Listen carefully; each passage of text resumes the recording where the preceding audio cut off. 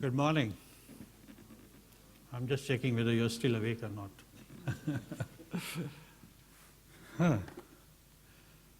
So, well, I'll be talking about analysis of high purity gold, particularly 4-9 gold, by Fire Assay Method, and common sources of error.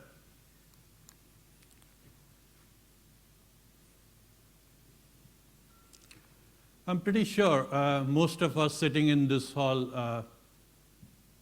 know a lot about Fire Assay Method, so what exactly new I'm going to talk about.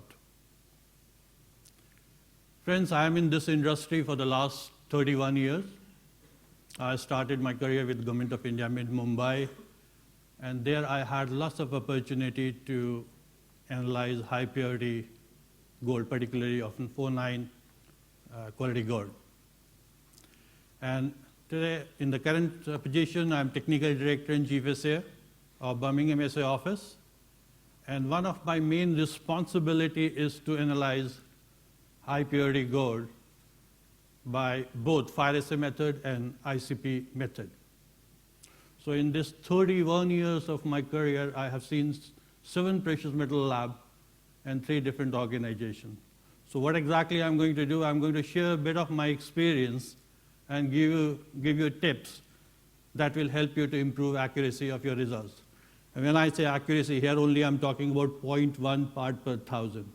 You can easily achieve 9998 for 4-9, but I'm talking about that only 0.1 part. So majority of the error in the fire assay operation comes from 3 sources. Imperfection, even in the finest balance. No balance is perfect, but some are good for the purpose, some are not that ideal. So in the next slide, I'm going to talk about the most suitable balance for analyzing high purity gold. The second thing is your proof and sample under investigation should have matching matrix. But above all, that another thing which is very important, that proof and sample should be treated in a similar condition. So my emphasis will be on that side. I know everyone try to match proof and sample. We know that in case of cupellation furnace, like muffled temperature varies from front to back. It is highest at the back, lower at the front. If you are not taking enough precaution, then this variable temperature may cause variable absorption loss. And absorption loss is not even. I'll not go into those technicalities why it is not even, but it is not even. So I'm going to talk about this aspect as well. Another source of error basically depends on the skill of your operator, who is given task to prepare cupel button to the parting stage. So we are going to discuss all these sources of error and try to identify them and we'll discuss the ways to minimize those errors. Here you are seeing 2 types of balances. Friends, I must admit that I am not great fan of electronic balance, particularly when you are analyzing high purity gold. In all my jobs, I have used Husserl balance, which is this. This is a 2-pan mechanical balance, and in my personal opinion, this is one of the best weighing scale available for high purity gold. In Husserl balance, we weigh sample by substitution method, using method of oscillation basically. And those who are familiar with the accuracy of the weighing scale must be knowing that if you want to achieve very high level of accuracy, then in that situation, substitution weighing is the best. In electronic balance, we basically use direct weighing. Most of the assay offices and refiners, they have already switched over to electronic balance, without knowing how much compromise they are basically making with the accuracy of the results. If you have a Husserl or Ortling type of balance, use that balance for high purity gold analysis. You yourself will see the difference. If you don't have, then you must understand electronic balance is not that ideal for the purpose.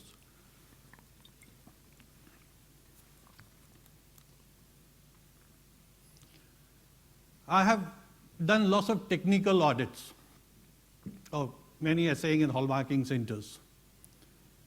And my observation is that when I ask assayers, majority of assayers take high weight of the sample, but they do not know how higher weight basically gives you higher level of accuracy. So this particular slide is dedicated to those assayers. Suppose you are weighing, you have a 49 certified gold, and you are weighing 100 milligrams of sample. So naturally, in an ideal situation, your weight of the cornet will be 99.99 milligram. Just assume due to variation in temperature or due to air current or some drift in balance, or maybe when you're cleaning your weighing pan, a small particle got stuck, say hair of the brush with your weighing pan, and say the weight of that particle is 0.01 milligram. So what will happen, instead of 99.9 milligram, you will weigh 100 milligram. And then you will report the purity as 1005. So the very difference between true value and the value you reported is 0.1 part per thousand. Now, instead of 100 milligrams, suppose you weigh 250 milligrams, and if similar error of 0.01 milligrams occurs, then in reality, if you follow this calculation same, you will be reporting 999.94, so difference between true value and the reported value is 0.04. Error level is same, 0.01 milligram. And for 500 milligram, you will be reporting 999.92, so 0.02. So basically, as your weight is going up high, your error level is going down. Your accuracy is improving. So we can safely say that higher the weight, higher is the accuracy. Gold to silver ratio, that is also equally important.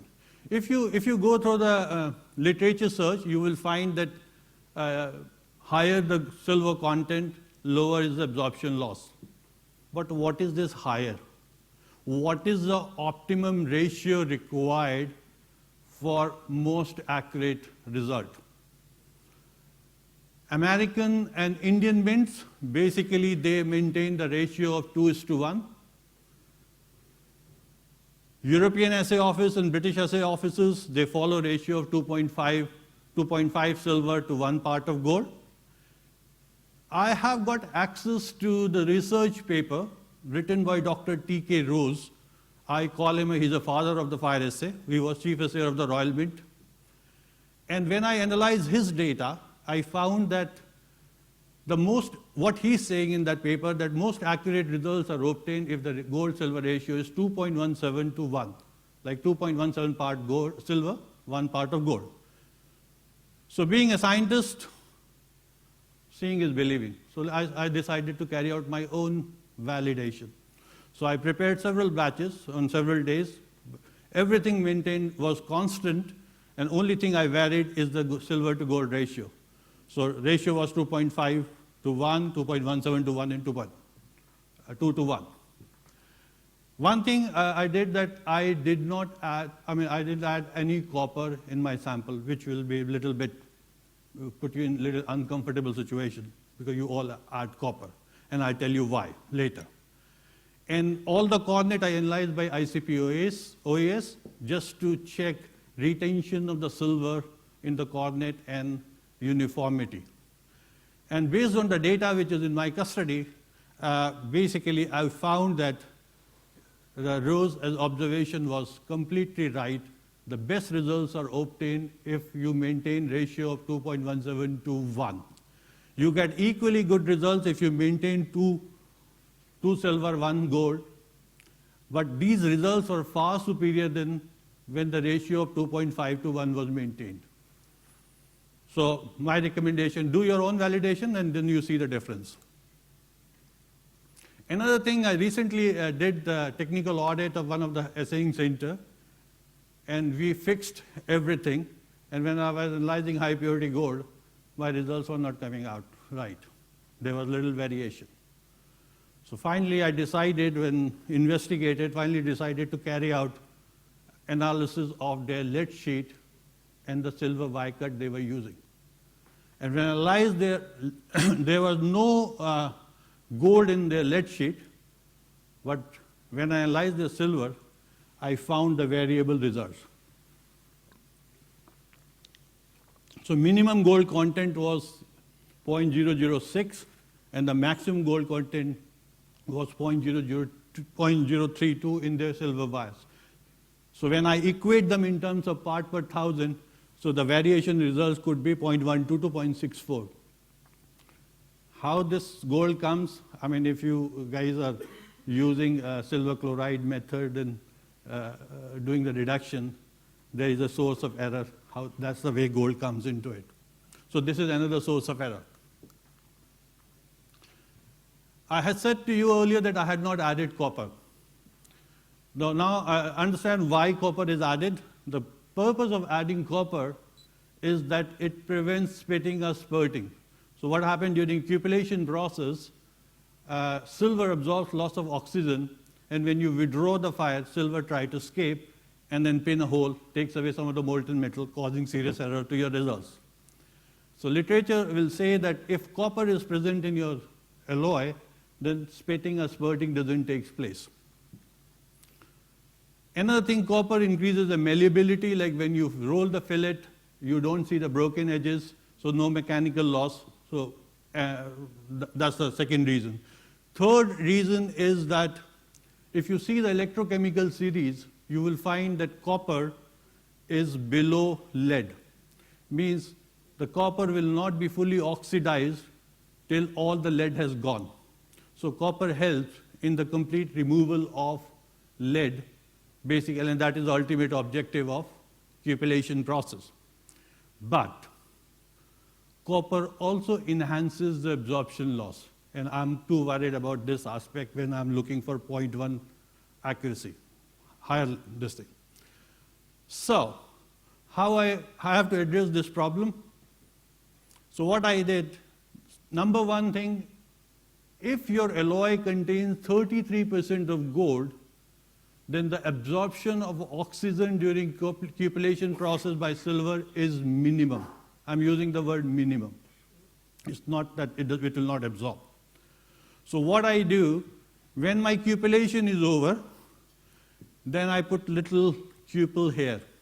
That opens my furnace partially. So the advantage of this is that I allow lots of oxygen to go through it, so it basically oxidizes whatever the base metal is left behind, and that goes into cupel, so that way I'm clearing all the base metal. But another thing, it happens, it brings down my temperature of the furnace down. So when temperature reaches 800 degrees centigrade, then I withdraw my fire.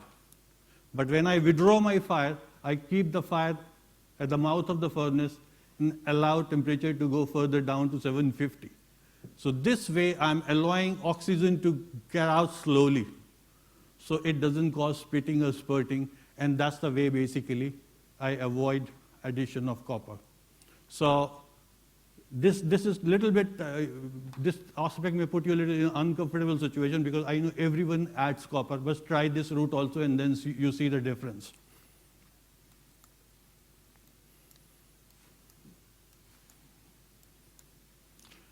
Okay, there are two different types of cupel you will find in the market. One is the magnesia cupel, another is the bone ash cupel. If you give these two cupels to any of the assayer and ask him to tell which one is the best, majority of time answer is going to be bone ash cupel. If you take these two cupels, put in the furnace, then you will see the marked difference in the behavior of lead on these two cupels.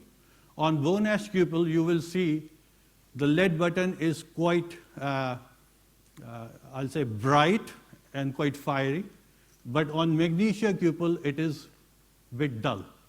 And assayers really love this bright color, and they will always say, oh, I want a bone ash cupel.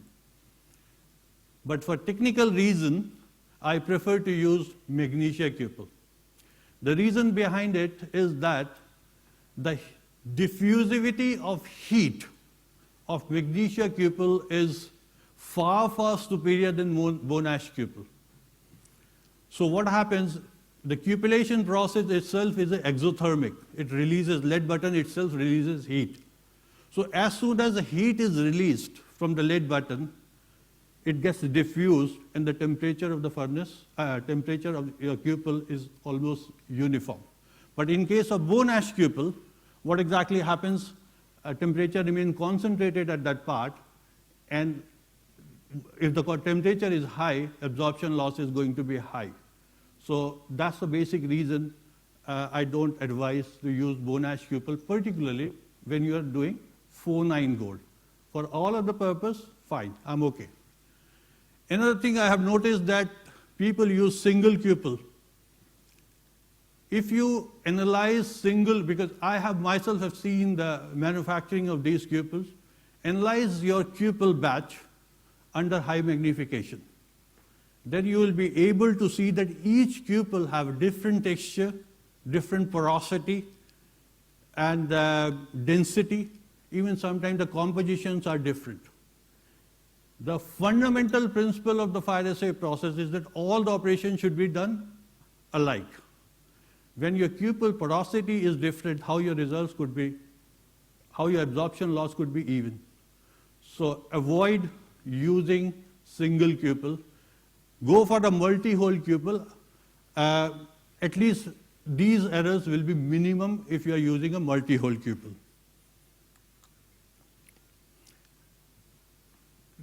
Two things are important, like in the fire assay, in the furnace, what exactly you see, as I said earlier, the temperature at the back of the muffle is high, at the front of muffle is low. And this temperature plays a very important role in absorption loss of gold. So I use carbonite furnace. I can accommodate 5 cupel 10 in a block. So what exactly I do is leave the front cupel and the back cupel. I don't do anything with that. Only I use the middle 3 cupel. And this is the layout. S is the sample, P is the proof. So for sample S1, S2, S24, I only use this proof, P2 and P3. If the variation between these two proofs is more than 0.1 part per 1,000, then in that situation, I take average of P1, P2, P4, ignoring the most divergent result. The most important part here is that the result of these sample will be calculated based on these proofs.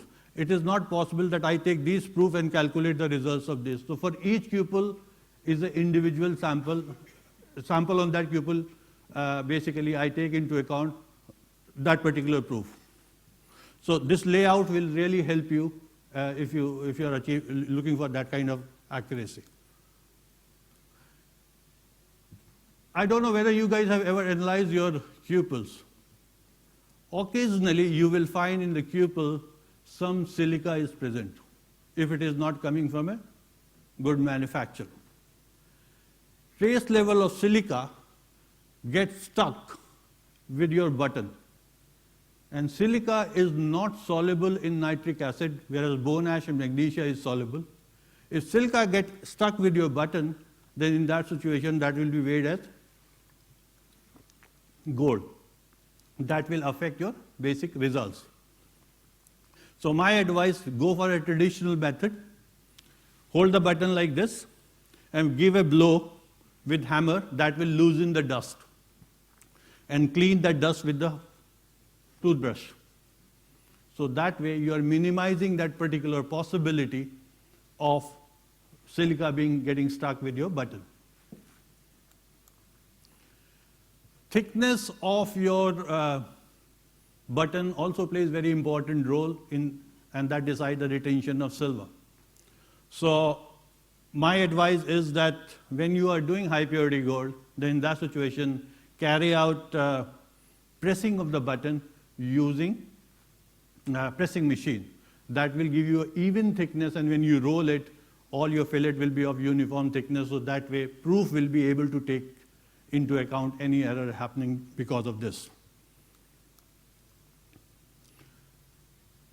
I have seen that many people are using torch for annealing. So when you use torch for annealing, then basically your grain structure or recrystallization is not uniform. It varies from button to button. If your recrystallization of your button is not uniform, then in that situation what will happen? Acid will attack differently.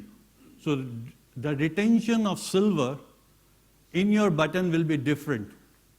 So again, when you analyze, it is okay for carat gold and where you don't need very high level of accuracy, but when you are looking for LBMA type of sample, then better carry out annealing in the annealing furnace.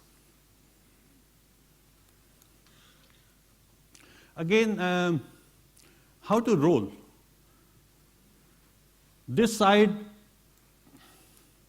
is of the side which was in contact with cupel.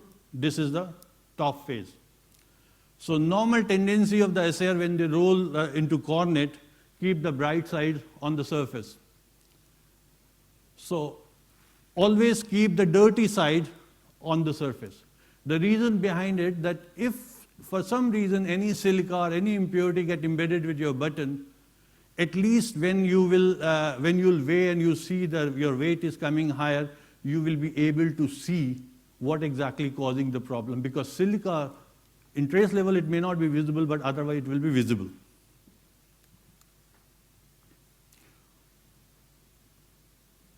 I have seen in Switzerland, in China, in Italy, people are using flask parting. I have never used flask parting, so I am not in a position to comment on its accuracy. But my common sense says that though you are with this parting, if you're using a platinum tray, the condition when you put in the acid is uniform for all the cornet. Here condition may be different, and I am not sure how much it affects the accuracy, but this is another point where I would like to draw your attention, that this method is better parting method than flask parting.